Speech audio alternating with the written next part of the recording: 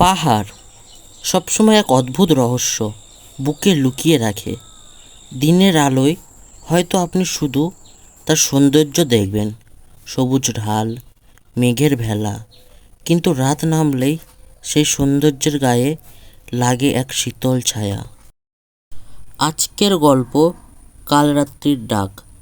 একজন সরকারি কর্মচারী যার এক রাত কেটে যায় পাহাড়ি ডাক বাংলোর ভিতরে, আর যার ভোর কখনো আসে না। অর্ণব, বয়স 32, সরকারি প্রকৌশল দপ্তরের কর্মচারী।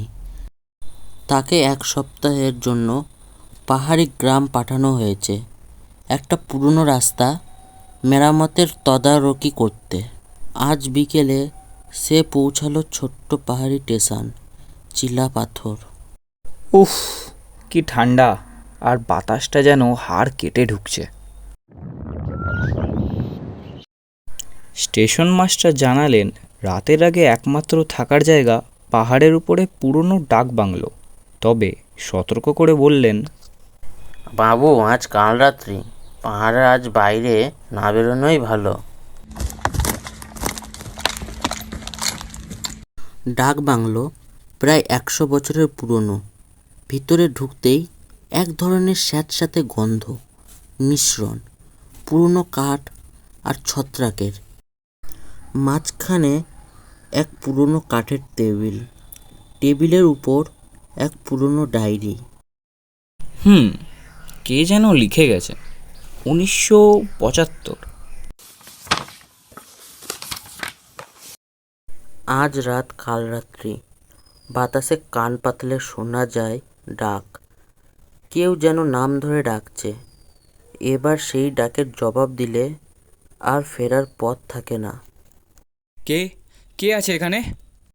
অর্ণব জানলার কাছে গেল। বাইরে ঘন কুয়াশা, কিন্তু কুয়াশার ভিতরে পাহাড়ি রাস্তার ঝাঁকে কেউ দাঁড়িয়ে আছে। কি? না, এটা এটা কল্পনা হয়তো।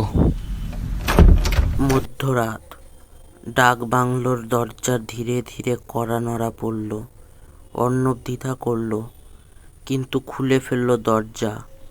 বাইরে কেউ নেই, কেবল ভেজা মাটির গন্ধ আর ঠান্ডা বাতাস। তবে মেঝেতে পড়ে আছে এক ভেজা চিঠি। আজ রাতে ডাকের জবাব দিও না।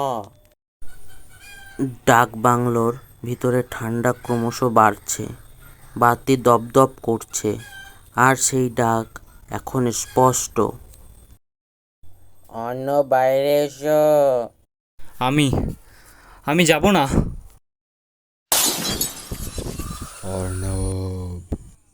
অর্ণব দরজার দিকে দৌড় দিল, কিন্তু দরজা বন্ধ, যেন বাইরে থেকে আটকানো। পিছনে ঠান্ডা স্পর্শ ধীরে ধীরে তার ঘাড় বেয়ে নেমে আসছে। কে তুমি? আজ থেকে তুমিও। পরের দিন সকালে ডাক বাংলার কেয়ারটেকারের দরজা খুলে দেখল কামরাটা খালি। টেবিলের উপর ডায়েরির শেষ পাতা, নতুন লেখা। আজ নতুন একজন এলো, কাল রাত্রি চিরকাল চলবে। আর পাহাড়ের বাতাসে এখনো শোনা যায়, অর্ণব। আপনাদের যদি এই গল্পটি ভালো লেগে থাকে তাহলে গল্পটিতে একটি লাইক আর চ্যানেলটিকে সাবস্ক্রাইব করে দেবেন।